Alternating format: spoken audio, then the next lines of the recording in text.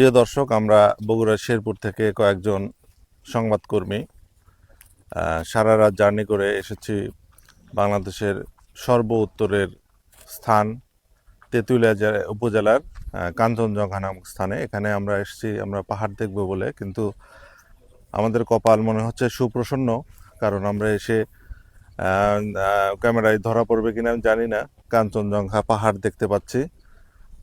অত্যন্ত লাকি মনে করছি নিজেদেরকে, কারণ এতটা পথ আমরা পেরিয়ে আসছি। এসে আমরা অনেকে আসে দেখতে পারে না, কিন্তু আমরা দেখতে পেরেছি। তো আমাদের সাথে এক সহকর্মী আসছেন, আমাদের সাপ্তাহিক তথ্যমালার সম্পাদক এবং দৈনিক কালবেলার শেরপুর উপজেলার প্রতিনিধি বাবু সজিদ বসাক দাদার সাথে আমরা কথা বলবো। দাদা আসছেন, একসাথে আসলাম, কেমন লাগলো আপনার? না, আমার খুব ভালো লাগছে যে শীতের এই সুন্দর সকালে আমরা যে এই যে তেঁতুলিয়া উপজেলায় আসছি কাঞ্চনজঙ্ঘা দেখার জন্য। তো কাঞ্চনজঙ্ঘা আমরা ভাগ্যক্রমে দেখতে পেরেছি, দেখতে পেয়ে খুব ভালো লাগলো। এই রোদ্রের একটা আবহাওয়া আলোতে আমরা যে এসেছি দেখতে পেয়েছি, এই জন্য সৃষ্টিকর্তাকে কৃতজ্ঞতা জানাই যে আমরা আসলে এটি দেখতে পেরেছি। আমাদের কাছে খুবই ভালো লেগেছে। আমি এর আগেও এসেছিলাম, কিন্তু এত সুন্দর দেখতে পারিনি। তো এবার দেখতে পেরেছি, এই জন্য ঈশ্বরকে ধন্যবাদ জানাই। আচ্ছা, আমরা যে নদীটা দেখছি, এই নদীর নাম কি? আমার জানা নাই। এইটা হচ্ছে মহানন্দা নদী। মহানন্দ নদী। হ্যাঁ, এটা কি বাংলাদেশ এবং ইন্ডিয়ার বর্ডার কি? ইন্ডিয়া বাংলাদেশের বর্ডার। এটা আসলে ইন্ডিয়া থেকে সৃষ্টি হয়েছে আচ্ছা, এবং আচ্ছা, বাংলাদেশে এটার মনে হয় সম্ভবত 20 কিলোমিটার বিস্তৃত রয়েছে বিস্তৃত এই রয়েছে। নদীটি।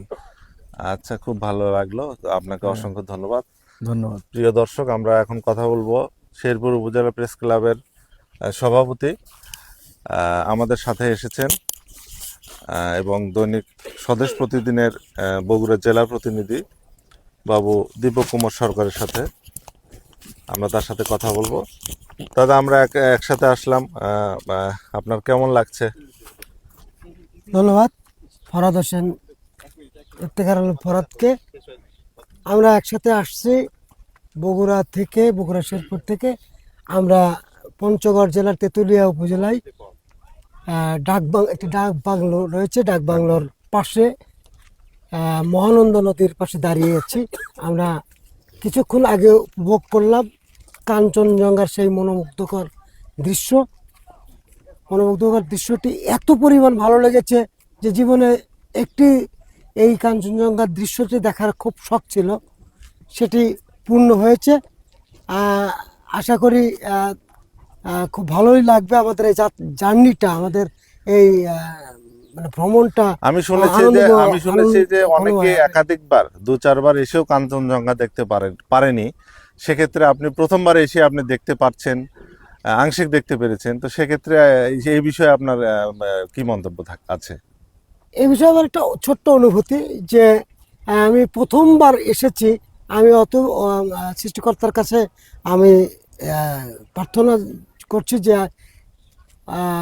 এই কাঞ্চনজঙ্ঘাটি আমি প্রথমবারই এসে আমরা দেখতে পারলাম। এই দেখাটি সত্যি মনোমুগ্ধকর ছিল, যা এই শীতের মানে অঘ্রাণের এই সকালে, শিশির স্নাত সকালে সূর্য উদয়ের পূর্বক্ষণে আমরা এই কাঞ্চনজঙ্ঘাটি দেখতে পারলাম। এই দেখে খুবই ভালো লেগেছে। এবং আমরা যারা সংবাদকর্মী টিম এই যে এখানে এসেছি, সকলেই এই মনোমুগ্ধকর দৃশ্য দেখে অভিভূত হয়েছেন। আপনাকে অসংখ্য ধন্যবাদ। ধন্যবাদ আপনাকেও। আপনাকে ভালো লাগলো। প্রিয় দর্শক, আমরা এই পর্যায়ে এখন আমাদের একসাথে এসেছি। এখন কথা বলবেন দৈনিক ভোরের কাগজের শেরপুর উপজেলা প্রতিনিধি, শেরপুর উপজেলা প্রেস ক্লাবের সাংগঠনিক সম্পাদক সৌরভ অধিকারী শুভ। আমরা একসাথে আসলাম, কাঞ্চনজঙ্ঘা দেখতে আসছি। সাথে পাশে নদী আছে, তার বিস্তীর্ণ। আমাদের সাথে এসছে আমাদের আরেক সহকর্মী, দৈনিক ভোরের পাতার শেরপুর উপজেলার প্রতিনিধি, শেরপুর উপজেলা প্রেস ক্লাবের সাংগঠনিক সম্পাদক সৌরভ অধিকারী শুভ। আমরা কাঞ্চনজঙ্ঘা দেখতে আসছি, আমরা অনেক লাকি, ভাগ্যবান। পিছনে মহানন্দা নদী এবং সামনে বিস্তীর্ণ ভূমি। তো এখানে এসে এই সারা রাত জেগে জার্নি করে এসে কেমন লাগছে? হ্যাঁ, ধন্যবাদ। আসলে প্রকৃতির যে মানে সুন্দর একটি লীলাভূমি, এটা আমরা এই তেঁতুলিয়া কাঞ্চনজঙ্ঘাতে এসেই দেখতে পাচ্ছি। তো আমার কাছে খুব ভালো লাগছে। আসলে সারা রাত্রে মানে কঠিন একটা জার্নির পরে আজকে এখানে এসে মানে অনেক সুন্দর লাগছে সবার সাথে। ভালো, সব মিলিয়ে ভালো। আচ্ছা, ধন্যবাদ। তো এই আমাদের কতক্ষণ সময় লাগলো টোটাল, কতক্ষণ সময় এবং কত কিলো রাস্তা হবে শেরপুর থেকে? 350 টোটাল 350 কিলো রাস্তা আমরা জার্নি করেছি, প্রায় 6 ঘন্টা 6 ঘন্টা সময় লাগবে। সময় লেগেছে আর কি। আচ্ছা, অসংখ্য ধন্যবাদ। ধন্যবাদ। প্রিয় দর্শক,